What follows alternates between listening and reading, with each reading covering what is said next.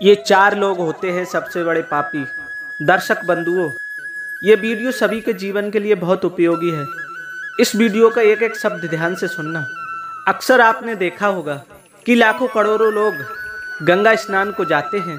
सबका एक ही मकसद होता है, गंगा के निर्मल जल में स्नान करना, जाने अनजाने में किए गए पापों को धो डालना। वास्तविक माँ गंगा का जल बड़ा ही पवित्र होता है।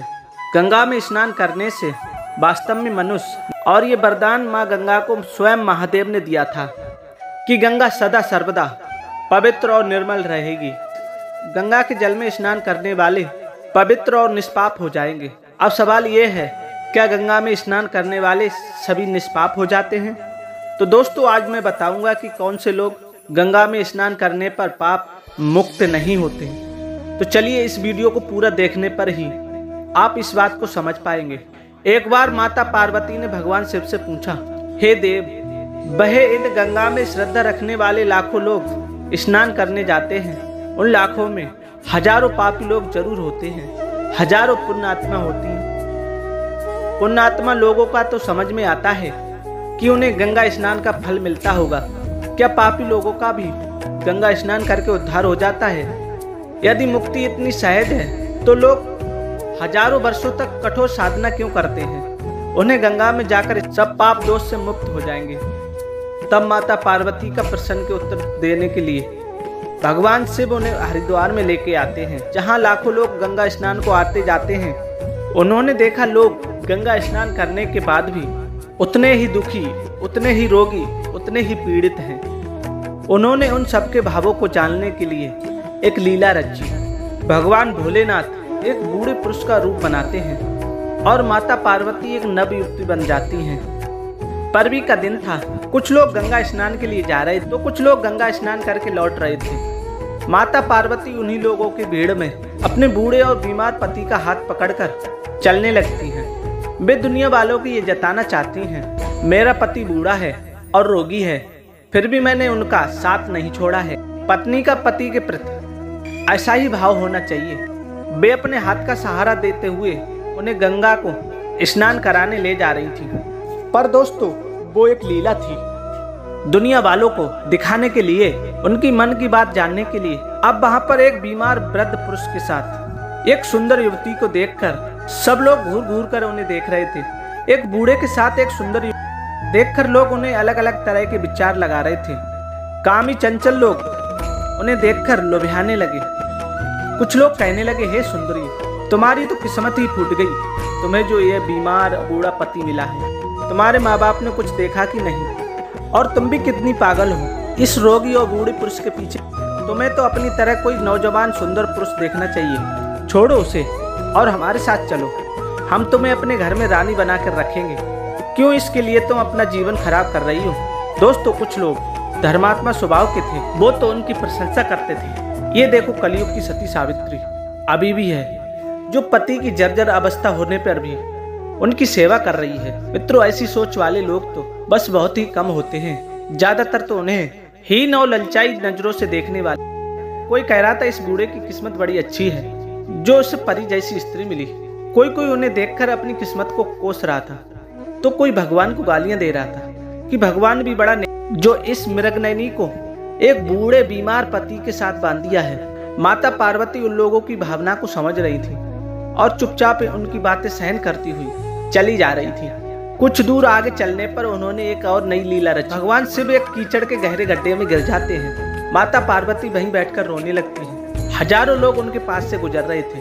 कुछ लोगों ने पूछा, हे देवी, तुम्हें क्या दुख है? इस गड्ढे के पास बैठकर क्यों रो रही हो? तब माता पार्वती ने बताया कि उनका बूढ़ा पति इस कीचड़ में भरे हुए गड्ढे में गिर गया है, इन्हें कोई निकाल दे तो भगवान उसका भला करे। मित्रों, एक सुंदर युवती के इतना कहते ही पहले तो सैकड़ों लोग उस बूढ़े को निकालने के लिए तैयार हो गए, परंतु वे सब तब रुक गए जब माता पार्वती ने उनसे कहा, देखो, मेरा पति बहुत सत प्रवृत्ति वाला है। मेरे पति से वही पुरुष हाथ लगाए जो निष्पाप हो, जिसने कभी पाप न किया हो। अगर कोई पापी ने उन्हें छुआ तो वो जलकर भस्म हो जाएगा। मित्रों, उस नव युवती के इतना कहते ही वे सब वहीं की वहीं रुक गए। सोचने लगे, पापी तो हम सभी हैं, भला हुआ जो बता दिया, वरना हम भस्म हो जाते। अब तो वे वहां से लौट गए। हजारों लोग आए और चले गए।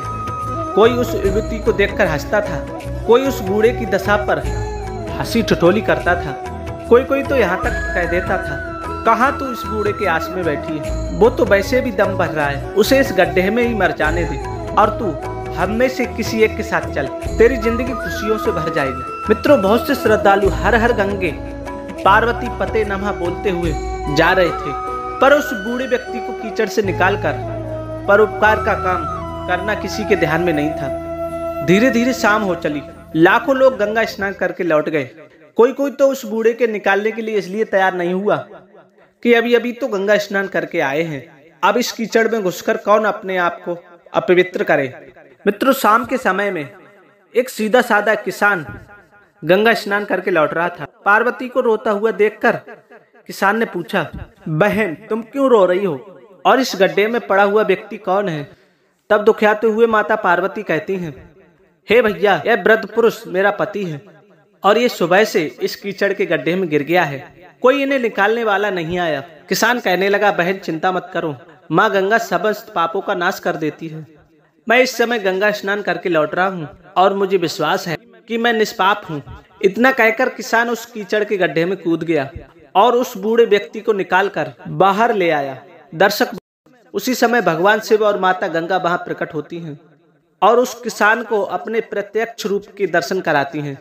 माँ गंगा बोली, बेटा वास्तव में तो गंगा स्नान तुम्ही ने किया है, मैं अपने उस जल को छोड़कर इसी कीचड़ में आके बैठी थी जिसमें भगवान महादेव पड़े। भगवान शिव बोले, बख्श, जिसका मन और अंतःकरण पवित्र होता है, जिसके अंदर परोपकार की भावना होती है, जिसका हृदय दया से भरा होता है, जिसके कर्म सतोगुण से युक्त होते हैं, उसे ही गंगा स्नान का पूर्ण फल प्राप्त होता है। वैसे तो लाखों लोग गंगा स्नान का भाव लेके आते हैं, परंतु उनमें परोपकार की भावना किसी किसी में ही होती है। जिसका भाव घर पर ही शुद्ध ना हो तो गंगा स्नान करने से भी कोई लाभ नहीं है। शुद्धता मन और विचारों में होनी चाहिए। शरीर पवित्र करने से कोई पवित्र नहीं हो जाता। जिसका मन दुखी पीड़ित लोगों को देखकर ना रोया, उस पर ईश्वर कृपा कभी नहीं होती। पवित्र विचारों की गंगा अपने आप को स्नान कराइए, तभी वास्तविक गंगा स्नान का फल मिलेगा। जो दूसरों का सहारा अपना उल्लू सीधा करने के लिए बनाते हैं, उन्हें भी गंगा स्नान का फल नहीं मिलता।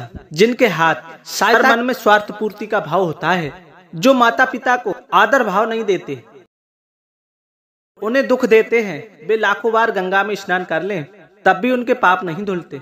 जो जीवों को मारकर अपने भोजन में शामिल करते हैं, ऐसे निर्दयी लोगों के गंगा स्नान से पाप नहीं धुलते। जो स्त्री पुरुष अपनी बेहयाता पत्नी या पति को धोखा देकर पर पुरुषों में पर स्त्रियों में रमण करते हैं, उनका भी गंगा नहाना व्यर्थ है।